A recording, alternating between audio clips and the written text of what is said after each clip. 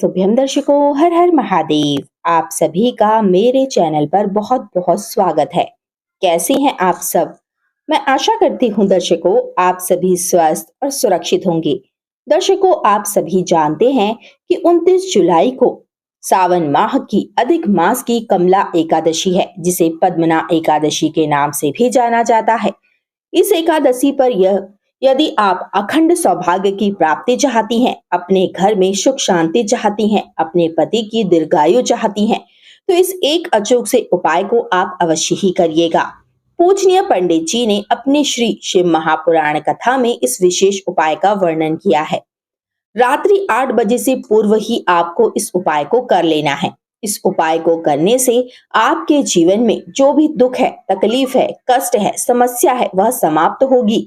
और यदि आपके विवाह में कोई अड़चन आ रही है, बार बार रिश्ते तो आते हैं लेकिन किसी ना किसी कारणवश टूट जाते हैं, और यदि आप विवाहित हैं, तो यदि आप दोनों के बीच में मतभेद चल रहा है, पारिवारिक स्थिति सही नहीं है, तो इस एक उपाय को घर की स्त्रियां अवश्य ही करें। सुहागिन महिलाएं यदि इस उपाय को करेंगी तो माता पार्वती की कृपा से अखंड सौभाग्य की प्राप्ति होगी।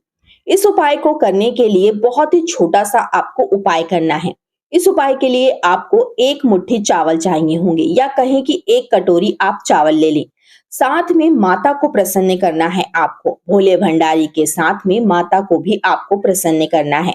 तो क्या करेंगे आप कि माता पार्वती को यदि आप चावल आज नहीं अर्पित करना चाहते हैं, बहुत से लोग की मान्यता होती है कि एकादशी के दिन चावल का दान नहीं करना चाहिए, एकादशी के दिन चावल का उपाय नहीं करना चाहिए, तो आप चावल की जगह एक मुट्ठी गेहूं भी ले सकते हैं। जी हाँ, गेहूं के दाने, एक मुट्ठी गेहूं भी आप ले सकते हैं।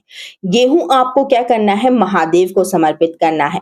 महादेव को जो भी कोई भक्त यदि उस पर अचानक से कोई कष्ट आ गया है, विपत्ति आ गई है, कुछ भी समझ में नहीं आ रहा है, तो ऐसी परिस्थिति में अनाज का यह उपाय आपके लिए बहुत ही लाभकारी साबित होगा। और इस उपाय से महादेव आपकी कामना को पूर्ण करेंगे। और माता पार्वती को प्रसन्न करने के लिए आपको 16 श्रृंगार की सामग्रियां उन्हें अर्पित करनी है।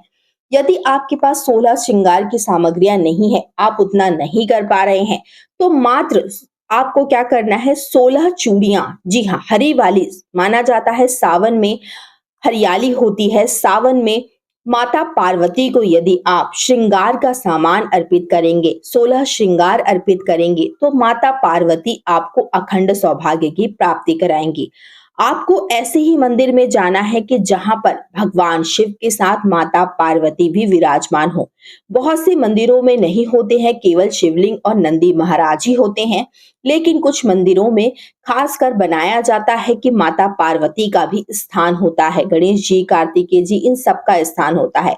तो आपको ना जहां पर माता पार्वती का स्थान हो, ऐसे मंदिर में जाना है। अपनी कामना कर कर सबसे पहले तो आपको एक मुट्ठी गेहूं के दाने शिवलिंग पर अर्पित कर देने हैं।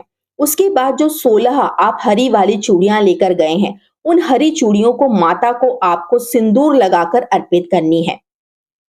अर्पित करने के बाद में अपना और अपने पतिदेव का नाम लेकर अर्पित करें, अखंड सौभाग्य की प्रार्थना करें, उनकी दीर्घायु की प्रार्थना करें, और थोड़ी देर वही मंदिर में बैठकर स्मरण करें, भजन करें।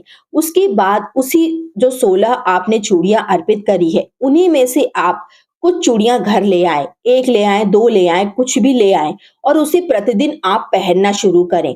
ऐसा आप एकादशी पर कर सकते हैं, प्रदोष पर कर सकते हैं।